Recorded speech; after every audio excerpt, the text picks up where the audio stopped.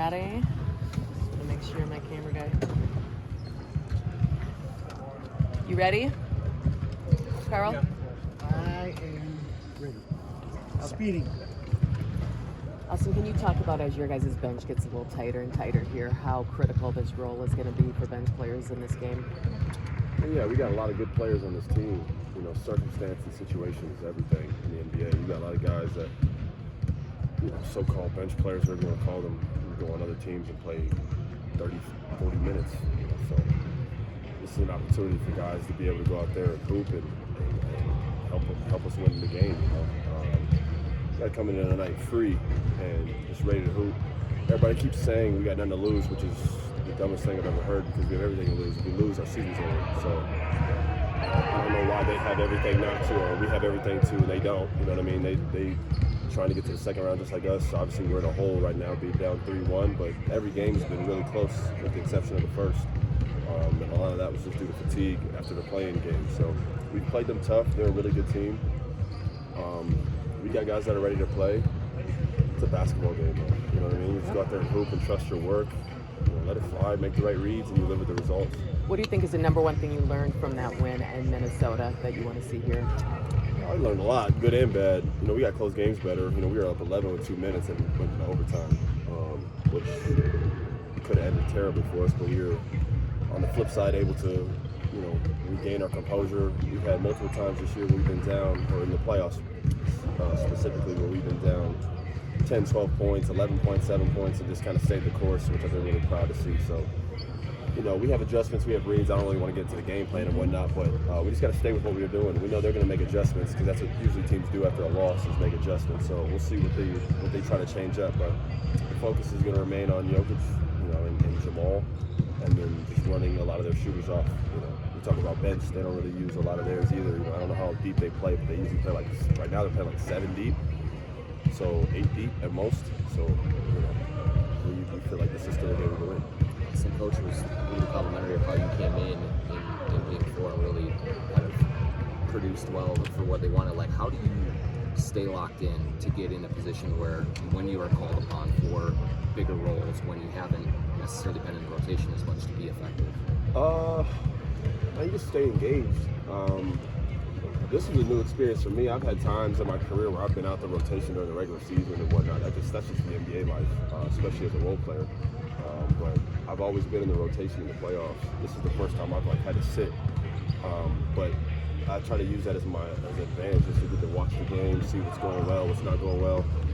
You know, the best advice I would say to anybody is to be so locked into the game where you're cheering your teammates on, you feel like you're engaged. After every game, I felt like I was exhausted, even if I didn't play, just for me standing up the whole time, cheering, yelling.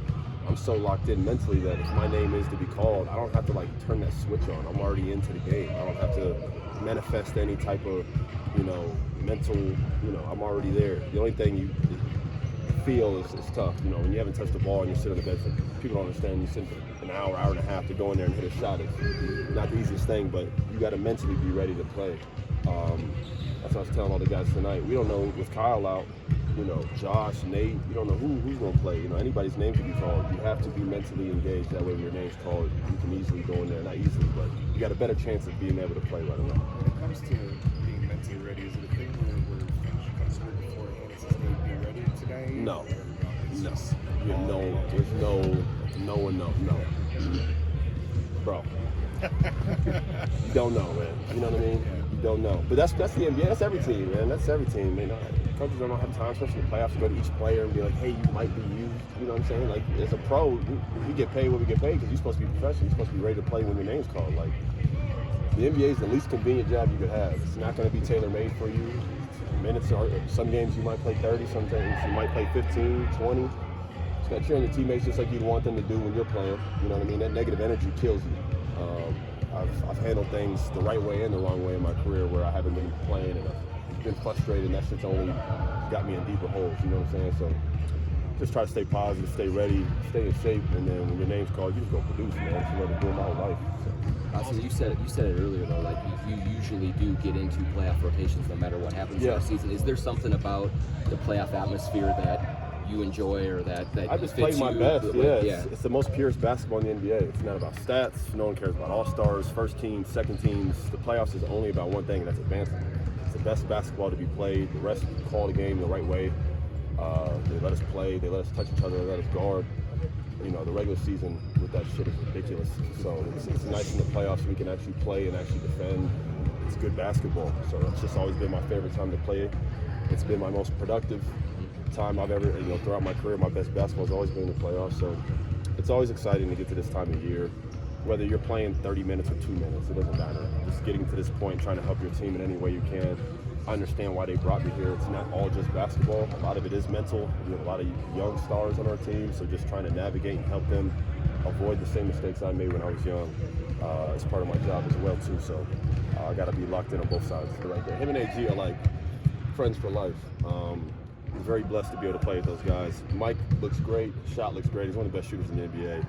I'm just glad his back and his nerves and everything is really allowed. You can see he's even putting on the floor a little bit in this series. So, with him and Jamal back, this team is just a different team. I didn't get to experience that.